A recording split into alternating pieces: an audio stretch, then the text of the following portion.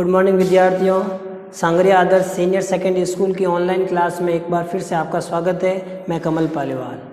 सबसे पहले हमने पढ़ा था अपमार्जक और साबुन के बारे में, जिसमें हमने जाना था कि जो अपमार्जक है वो साबुन की तुलना में श्रेष्ठ होता है। और हमने पढ़ा था कि जो साबुन है उसका निर्माण किस प्रकार होता है, साबुन में कौन कौन से तत्वों के जो लवण हैं वो पाए जाते हैं और अपमार्जक में है वो किस प्रकार के लवण पाए जाते हैं। और हमने जाना था कि साबुन है वो केवल मीठे पानी के अंदर ही विलयशील होता है, घुलनशील होता है, परंतु अपमार्जक है वो मीठे पानी के साथ साथ खारे पानी में या कठोर जल में भी झाग प्रदान करता है, विलयशील होता है। अतः अपमार्जक है वो साबुन की तुलना में श्रेष्ठ होता है। आज हम पढ़ेंगे अपमार्जक व साबुन से संबंधित एक संरचना बनती है जिसे हम मिशेल संरचना या मिशेल निर्माण भी कहते हैं। अब इस संरचना का निर्माण होता कैसे है? जब चिकनाई युक्त डब्बे के ऊपर साबुन व अपमार्जक का प्रयोग किया जाता है तो वहाँ पर साबुन या अपमार्जक के झाग उत्पन्न हो जाते हैं, जिससे चिकनाई दूर हो जाती है। या फिर यूँ कहें कि जब साबुन व अपमार्जक का प्रयोग चिकनाई युक्त डब्बे पर किया जाता है तो उसके चारों ओर एक डब्बे के रूप में या झाग के रूप में एक संरचना का निर्माण होता है। वह संरचना मिशेल संरचना कहलाती है। अब जब इस चिकनाई युक्त डब्बे के ऊपर साबुन और अपमार्जक का प्रयोग किया जाता है तब इसमें दो प्रकार के सिरे बनते हैं। ये दोनों हाइड्रोकार्बन के सिरे होते हैं। एक जल विरोधी भाग होता है, दूसरा जल स्नेही भाग होता है। ऐसा भाग या फिर हाइड्रोकार्बन का वह भाग जो अंदर की ओर होता है वह जल विरोधी भाग कहलाता है, और वह भाग जो बाहर की ओर होता है वह जल स्नेही भाग कहलाता है। यह जल स्नेही भाग जब चिकनाई युक्त डब्बे के ऊपर हम साबुन या अपमार्जक का प्रयोग करते हैं तो यह जल स्नेही भाग उस जल को आकर्षित करता है, और यह जल विरोधी भाग है उस चिकनाई युक्त डब्बे या फिर उस गंदगी को आकर्षित करता है, जिससे साबुन लगाने पर उसके चारों ओर एक विशेष प्रकार का मिशेल बन जाए। इस संरचना को हम मिशेल संरचना कहते हैं। इसी प्रकार जब किसी चिकनाई युक्त डब्बे के ऊपर साबुन का प्रयोग किया जाता है या फिर जल का प्रयोग किया जाता है तो उस साबुन का आयनन किस प्रकार हो जाता है वो हम सीखते हैं। जैसे मान लीजिए ये साबुन है जो सोडियम स्टेरेट से बना है, जिसका केमिकल कंपोजिशन C17H35COONA है, जिसे हम सोडियम स्टेरेट कहते हैं।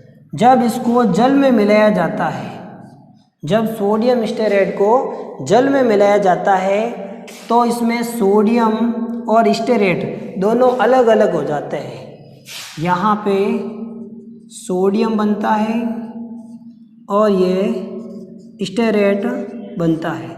इस प्रकार इस साबुन का या सोडियम स्टेरेट का जल मिलाने पर आयनन हो जाता है। दोनों जो आयन हैं वो अलग अलग हो जाते हैं। ये धनायन है जिसे सोडियम कहते हैं और ये ऋणायन है जिसे स्टेरेट कहते हैं।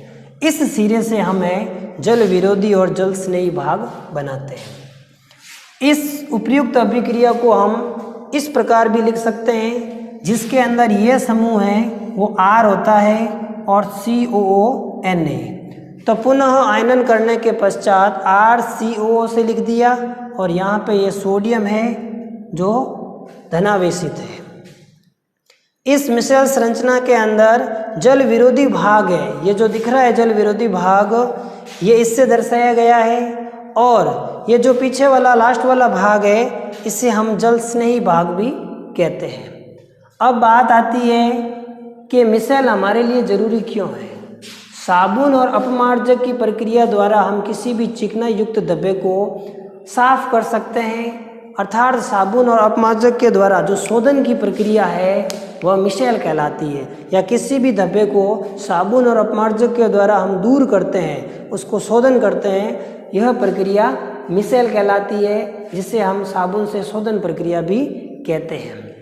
अब मिशेल संरचना क्या होती है पुनः देख लेते हैं। जब किसी चिकनाई युक्त धब्बे के ऊपर साबुन और अपमार्जक का प्रयोग किया जाता है तो उसके चारों ओर झाग रूप में एक संरचना का निर्माण होता है, वह मिश्रण संरचना कहलाती है।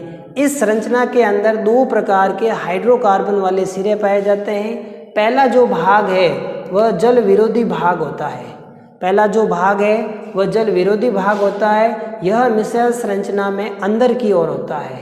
यह मिश्रण संरचना में अंदर की ओर होता है। और दूसरा भाग है वो जल स्नेही भाग होता है। यह ऋणावेशी ध्रुवीय सिरा भी होता है, यह बाहर की ओर होता है। यह जो जल विरोधी भाग है यह चिकनाई युक्त धब्बे को जब हम इसके ऊपर साबुन को लगाते हैं या अपमार्जक का प्रयोग करते हैं तो यह जल विरोधी भाग उस साबुन को और चिकनाई युक्त धब्बे को अपनी ओर आकर्षित करता है। यह जो जल विरोधी भाग है वह चिकनाई युक्त जो गंदगी है उसको अपनी ओर आकर्षित करता है तथा यह जल स्नेही भाग है वो जल को आकर्षित करता है। इस प्रकार इस धब्बे के चारों ओर एक प्रकार की संरचना बन जाती है। इस चिकनाई युक्त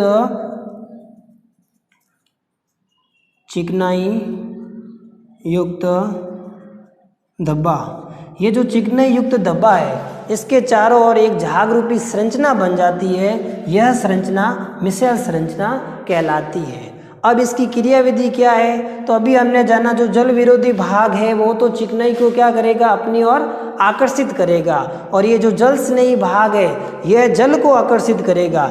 इस प्रकार इसके जो अणु होते हैं वो परस्पर क्रिया द्वारा दूर हो जाते हैं। फिर हम इस वस्त्र को जब किसी पानी में डालते हैं तो उस पानी में डालने पर ये जो चिकनाई युक्त धब्बा है वह गंदगी को छोड़ देता है और हमारा जो वस्त्र है वो साफ हो जाता है।